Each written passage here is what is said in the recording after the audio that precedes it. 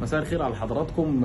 امبارح واول ومن يومين كده انتشر لينك غريب. اللينك ده عليه لوجو لاحد البنوك المعروفه في مصر، يعني مش بنعمله دعايه، هو البنك الاهلي يعني. وانتشر كتير جدا اللينك ده بين الناس، وبداوا يشيروه على السوشيال ميديا ويشيروه على الواتساب ويشيروه على الموبايلز بتاعتهم. وللاسف الشديد في ناس كتير ضغطت على اللينك ده اعتبارا انه البنك يعني بيدي مكافآت، وان ده يعني برنامج من الحكومه لمكافآت وحاجات زي كده. ويعني للاسف الشديد الناس شكت ان الموضوع ممكن يكون حقيقي لان اللوجو موجود، وضغطت على اللينك ده. وطبعا في ناس كتير جدا بدات تشتكي ان في مشاكل حصلت في الاجهزه بتاعتها. واحنا قلنا لحضراتكم قبل كده ونزلنا بوست امبارح وقلنا يا جماعه يا ريت ما حدش يضغط على لينكس، حتى لو اللينكس دي جايه من مصادر موثوقه، لانه في الاول وفي الاخر المجرم بيحاول يدور على اي حاجه يعملها علشان يخليك تثق في اللينك اللي هو بيبعته لك. فبيحط لك عليه لوجو بتاع بنك انت بتثق فيه، بيعمل لك صفحه شبه صفحه البنك بالظبط، بيحط لك معلومات انت ممكن ما تشكش فيها ابدا ان البنك ممكن يكون هو اللي عاملها. وعلى الرغم من ان البنوك نفسها اصلا وبالذات البنك الاهلي حذر كتير جدا من الرسائل اللي بتيجي للناس واللينكس اللي بتتبعت على السوشيال ميديا، انه يا جماعه البنك ما بيبعتش اصلا اي نوع من انواع اللينكس ولا اي نوع من انواع الحاجات اللي لها علاقه بالمكافآت او اي نوع من هذا القبيل يعني. ولكن للاسف الشديد الناس برضه ما فيش فايده، ما بتصدقش وبتضغط برضه على اللينكات دي وبتعمل لها شير. فعشان كده بقول لحضراتكم يا ريت ما حدش يضغط على اللينكات دي، ما حدش يعمل شير لللينكس دي ولا على اي نوع من انواع السوشيال ميديا، ولا حتى يبعتها لاي حد صديق، او انه حتى من باب الفضول يعني يعرف اللينك ده بيعمل ايه. ففي الاول وفي الاخر ما تضغطش على اللينكات حتى لو جاي من مصدر موثوق.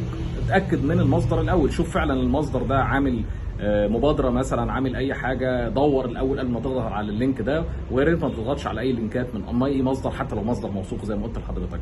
الحاجه الثانيه، طيب في ناس كتير بعتت بقى بتقول لنا طب ماشي اوكي، يعني احنا هنفترض ان احنا يعني ضغطنا غصب عننا، فضول اي حاجه، ضغطنا على اللينك، نعمل ايه؟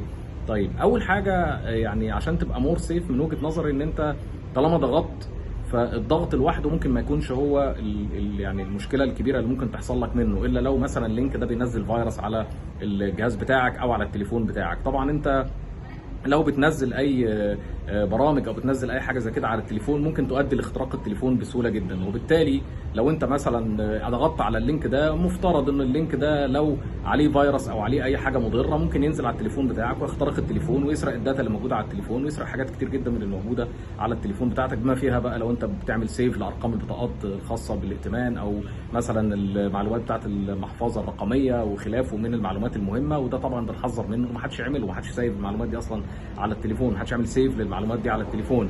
طيب نرجع بقى للجزء الاهم، ما تحتفظش بمعلومات حساسه على التليفون، احتفظ بالمعلومات دي في حته ثانيه، على هارد ديسك مثلا، على كمبيوتر مختلف بعيد عن التليفون.